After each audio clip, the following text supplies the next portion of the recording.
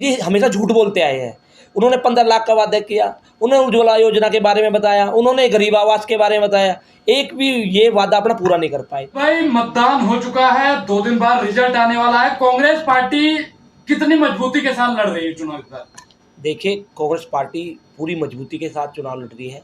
राहुल गांधी जी, खड़गे जी, सोनिया गांधी जी के नेतृत्व में पूरी मजबूती के साथ चुनाव लड़ रही है। इंडिया गठबंधन जो हिंदुस्तान का सबसे मजबूत गठबंधन है, उसके बहुत ही मजबूती से चुनाव लड़ रही है। और इस बार इंडिया गठबंधन की सरकार बनने वाली है, ये देश का हर एक नागरिक जानता है। आज इंडिया गठबंधन की सरकार बनाने के लिए जो हमारे हिंदुस्तान का बेरोजगार युवा है उसने वोट किया है, जो हमारी बहनें हैं, जो मणिपुर की बहनें हैं, जिस तरह से मणिपुर में घटना हुई, उन बहनों ने जिन पर अत्याचार हुए, उन बहनों ने वोट किया है। हर उस किसान ने जिसके घर से एक किसी ना किसी ने शहादत दी, तो 750 किसान बॉर्डर पे शहीद हुए।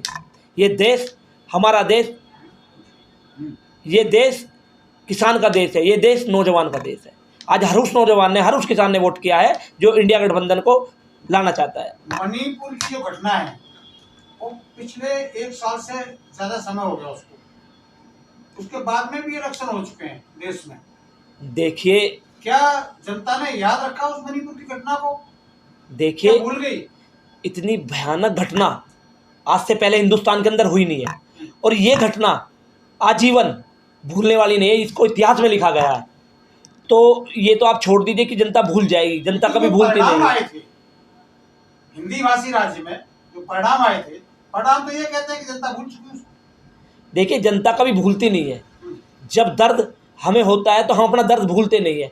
आज वो चोट हिंदुस्तान की हर महिला के जहन में लगी हुई है, जो महिला मणिपुर के बारे में जानती है, तो कोई भूले नहीं है। अब 2024 में जो हमारी मणिपुर के नाम पर, जो हमारी मणिपुर में जो घटना हुई उसके नाम पर महिलाओं ने वोट डाला है, खुलकर वोट डाला, और वोट की चोट से मोदी को जवाब दिया। अमित भाई 2 दिन बाद रिजल्ट आ रहा है, बिल्कुल आज 2 दिन महज मतलब 48 घंटे बाद, क्या भाजपा को आप लोग कितनी सीटों से मात दे रहे हैं इस बार?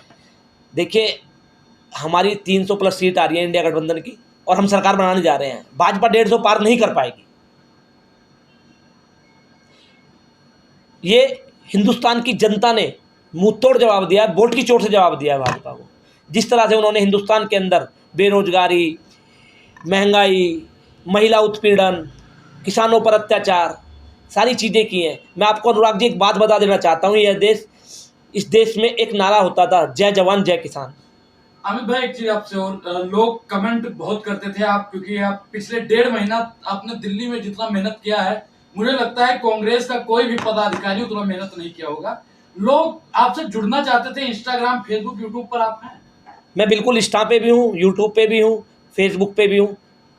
किस किस नाम से है आईडी थोड़ा बता दीजिए। मेरी इंस्टा की जो आईडी है वो अमित डेढ़ा 007 से है। फेसबुक की मेरी आईडी अमित डेढ़ा 007 के नाम से है। जो मेरी ट्विटर की आईडी है वो अमित डेढ़ा के नाम से है। एक्स पे भी आप उपलब्ध हैं? यस। हाँ ठीक है, मुद्दे पर ही बात करते हैं। लोग जानना चाहते थे आपके बारे में, आपने बहुत अच्छा किया, आपने लोगों को बताया। अमित भाई हमारा वही सवाल है कि जो मोदी जी कह रहे थे कि 400 पार, उस पर कांग्रेस पार्टी का क्या वो था? देखिए कांग्रेस पार्टी ने कभी भी उस चीज़ को प्रतिक्रिया ज़्यादा महत्व दिया नहीं, क्योंकि मोदी जी, आज मैं आपको एक बात बता देता हूँ कि एक जो 15 लाख का वादा किया, आज 15 लाख की जो चोट नरेंद्र मोदी जी को जनता ने मारी है ना, उसका परिणाम आपको 4 तारीख को दिख जाएगा। ये 150 सीट भी नहीं ले पाएंगे, तो चाहिए 400 की बात करते हैं। रही जनता के अंदर एक बात है, वो कहते हैं 400 पार, ये सीट की बात नहीं कर रही है, 400 पार पेट्रोल की बात कर रहे हैं। अगर ये आए तो 400 बार पेट्रोल कर देंगे। नहीं देखिए, राजीव गांधी जी की सरकार में 400 पार हुआ था, उन्होंने तो डीजल पेट्रोल 400 पार नहीं किया था, तो आप मोदी जी पर बहुत बड़ा आरोप लगा रहे हैं। देखिए मोदी जी, राजीव गांधी जी देश के वो नेता थे जिन्होंने अपने देश के लिए शहादत दे दी। उनकी माता जी ने शहादत दे दी, शहादत दी महात्मा गांधी जी ने, आपने देखा होगा। तो मेरा कहने का मतलब, राजीव गांधी जी की और मोदी जी की कोई तुलना नहीं हो सकती। नरेंद्र मोदी जी जो 400 पार का नारा दे रहे हैं, वो हिंदुस्तान के लोकतंत्र को बदलना चाहते हैं। जो लोग हिंदुस्तान के संविधान को बदलना चाहते हैं। भरोसा है उनको, बीजेपी को। 2019 में नहीं सुना था आपने कि अब की बार 300 पार आई उनकी? इस बार नारा दे दिया 400 पार, कॉन्फिडेंस है ना, देखिए काम किया उन्होंने। नारा इन्होंने दिया है, मैंने फिर बताता हूँ आपको, 15 लाख की बात भी इन्होंने ही कही थी, पूरी हुई नहीं हुई। आज 400 पार की बात कह रहे हैं, 400 पार। फिर भी लोग भरोसा क्यों कर रहे हैं? आप भी कह रहे हो कांग्रेस वाले, देखिए मीडिया भरोसा कर रही है, लेकिन जनता वोट दे रही है ना। देखिए मीडिया बोल रही है, ऐसा मीडिया बोल रही है कि जनता वोट दे रही है, जनता वोट नहीं दे रही। कल चुनाव, अभी ये चुनाव हुआ है हमारा 25 तारीख को, यहाँ पे जो 25 तारीख का चुनाव हुआ है उसके परिणाम इनके 400 पार के बिल्कुल विपरीत आने वाले हैं। 300 प्लस सीट इंडिया गठबंधन की आएंगी और इंडिया गठबंधन दिल्ली हिंदुस्तान के अंदर सरकार बनाएगी। और जो इन्होंने बेरोजगार युवाओं पर अत्याचार किए हैं, हमारी बहनों पर अत्याचार किए हैं, किसानों के सामने कील गाड़ दी, किसानों को 750 किसानों की शहादत पर जो इन्होंने हिंदुस्तान में राजनीति की है। किसानों को 2000 रुपये महीने दे रहे हैं और उसके बाद में गरीबों को राशन दे रहे हैं। देखिए इन्होंने एक बात बोली थी अभी कि एक मीडिया कर्मी ने बूझ लिया कि नरेंद्र मोदी जी कि जो रईस तो रईस होता जा रहा है और गरीब गरीब होता जा रहा है, आप बताइए क्या करेंगे। तो क्या करा उन्होंने, ऐसे देखा और सोचा, तो उन्होंने क्या जवाब दिया, क्या मैं रईसों को गरीब कर दूं? एक हिंदुस्तान का प्रधानमंत्री इस तरह की बात करता है, उसको शोभा देता है? आज आपने देखा होगा, आज जो बात हुई है, आज इन्होंने बोला है तबायफ, ऐसे ही कुछ शब्द, मुजरा बोला है इन्होंने, सॉरी मैं थोड़ा, क्योंकि ना एक चीज़ ना वही चीज़ घूम फिर के जा रही है। अरे भैया मुजरा तो आपने करा दिया हिंदुस्तान के गरीबों को, 140 करोड़ जनसंख्या को आपने मुजरा कराया, 15 लाख का वादा देकर आपने मुजरा कराया। हिंदुस्तान के हर नौजवान को, जो पढ़ा लिखा नौजवान है, बेरोजगार नौजवान है, वो जो पेपर लीक कर आपने मुजरा कराया। मणिपुर के अंदर उन बहनों और महिलाओं पर अत्याचार कराकर आपने मुजरा कराया। हिंदुस्तान के अंदर नोटबंदी कर आपने मुजरा कराया। जब कोविड में जो वैक्सीन लगी, उस वैक्सीन से चंदा लेकर, चंदा लो धंधा दो, उस तरह से आपने मुजरा कराया।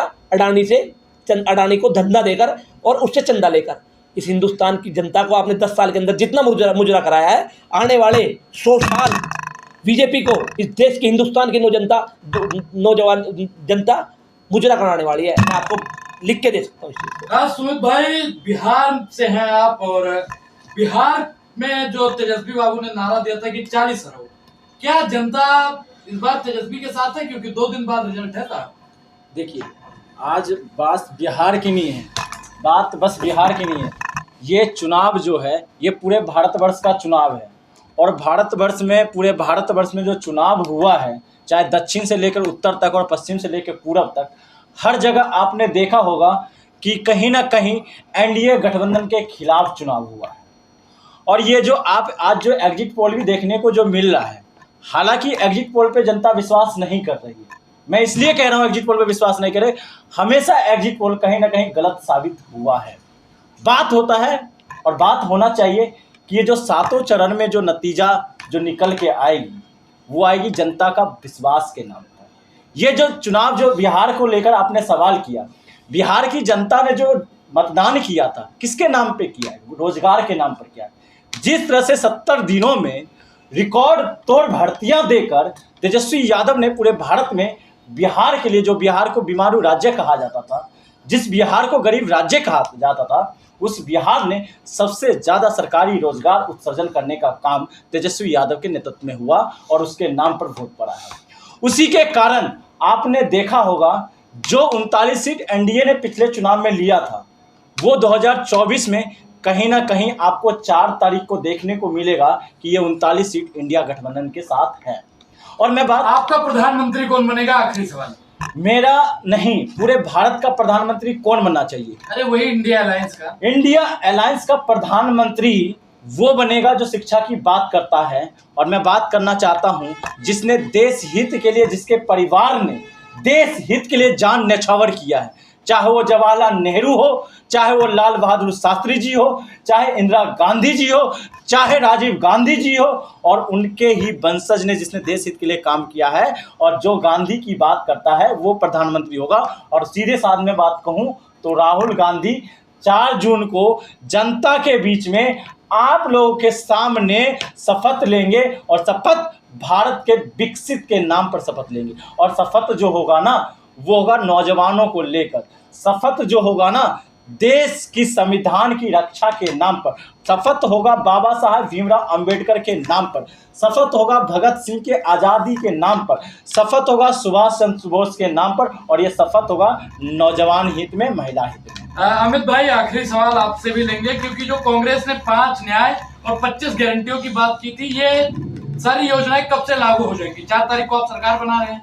मैं एक बात आपको बता देना चाहता हूं, जो इंडिया गठबंधन की सरकार 4 तारीख के बाद बनने वाली है, उसके तुरंत बाद, सरकार बनने के तुरंत बाद, जिस नेता ने हिंदुस्तान के अंदर 4000 किलोमीटर की यात्रा की, गरीबों की आवाज़ सुनी, मजलूमों की आवाज़ सुनी, उनका दर्द पहचाना, जो महिलाओं की आवाज़ सुनी उनका दर्द पहचाना, किसानों की आवाज़ सुनी उनका दर्द पहचाना, बेरोजगार नौजवान का दर्द पहचाना, ऐसे हमारे नेता राहुल गांधी जी जब 4 तारीख के बाद शपथ लेंगे, उसके तुरंत बाद से जो हमारी महिलाएं हैं, जो हमारे घर की एक मैन महिलाएं हैं, जो हमने महालक्ष्मी योजना निकाली है, उसके खाते में 1 लाख रुपये जाना शुरू हो जाएगा।